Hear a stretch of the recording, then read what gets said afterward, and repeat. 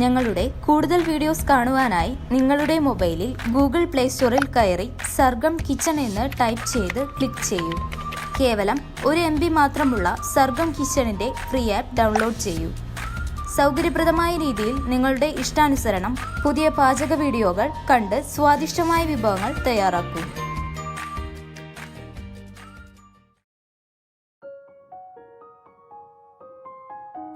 സർഗം കിച്ചണിൽ നമുക്ക് ഇന്ന് വിശുദ്ധ വാരത്തിൽ തയ്യാറാക്കണ ഒരു കുറുക്ക്, ഇതൊക്കെ വെള്ളിയാഴ്ച അതായത് ഗുഡ് ഫ്രൈഡേ അന്ന് തയ്യാറാക്കണ കുറുക്കിണെന്ന് തയ്യാറാക്കുന്നത് വളരെ സിമ്പിളാണ്. ജസ്റ്റ് തേങ്ങാപ്പാലിലൊന്ന് 1-ാം പാലിലൊന്ന് കുറുക്കിയെടുക്കണം. ഇതുള്ള മധുരം ഇടില്ല, പിന്നെ മധുരം ഇടാണ്ടാണ് ഈ ഇതൊക്കെ വെള്ളിയാഴ്ച കുറുക്ക് തയ്യാറാക്കുന്നത്. കയ്പനീരും കുറുക്കിടും ഇതൊക്കെ വെള്ളിയാഴ്ച കഴിക്കേണ്ടത്. അതാണ് ഞാൻ ഇന്ന് തയ്യാറാക്കുന്നത്.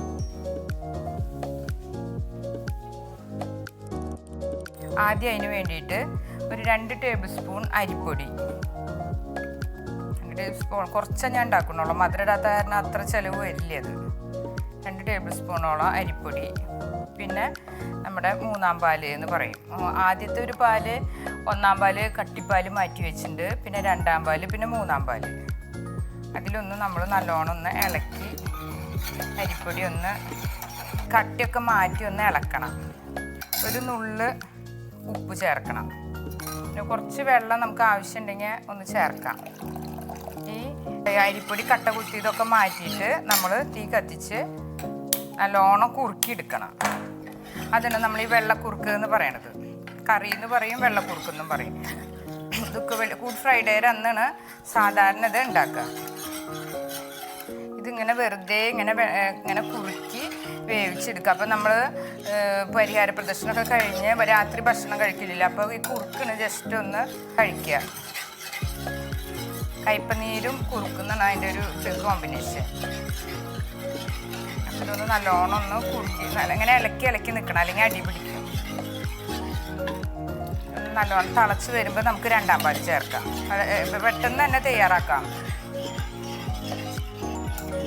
തെക്കേ ഏരിയയിലൊന്നും ഇങ്ങനെ ഇല്ല, പെസാപ്പം മാത്രമുള്ള. പക്ഷേ തൃശ്ശൂർ ഏരിയ, അങ്ങനെ മലബാർ ഏരിയയിലൊക്കെ ഇങ്ങനെ ഈ കുറുക്ക് തയ്യാറാക്കുന്ന സിസ്റ്റം ഉണ്ട്.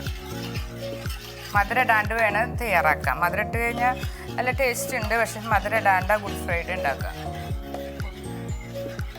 ഇതിങ്ങനെ കട്ടയായിട്ട് വരും. അപ്പം നമുക്കിനി 2-ാം പാല് ചേർക്കാം.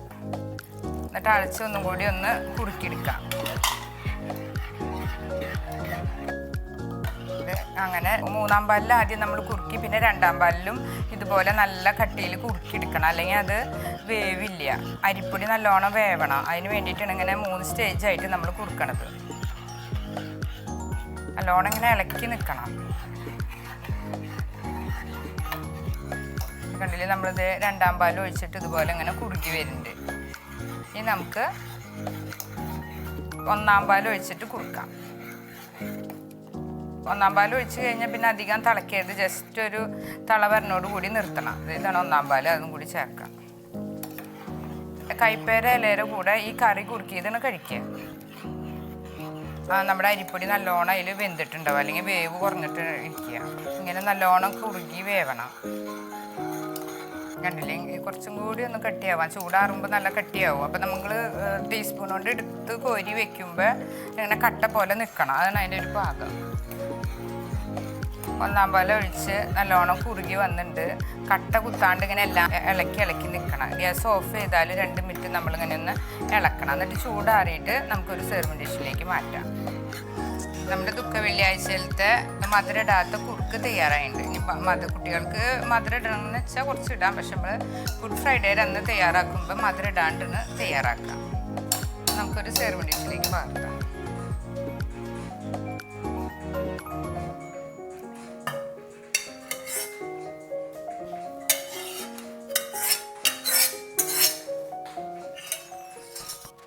നമ്മുടെ കുറുക്ക് തയ്യാറായിട്ടുണ്ട്. ദുഃഖ വെള്ളിയാഴ്ച കയ്പനീരും കുറുക്കിന് സാധാരണ ക്രിസ്ത്യൻസൊക്കെ കഴിക്കുക.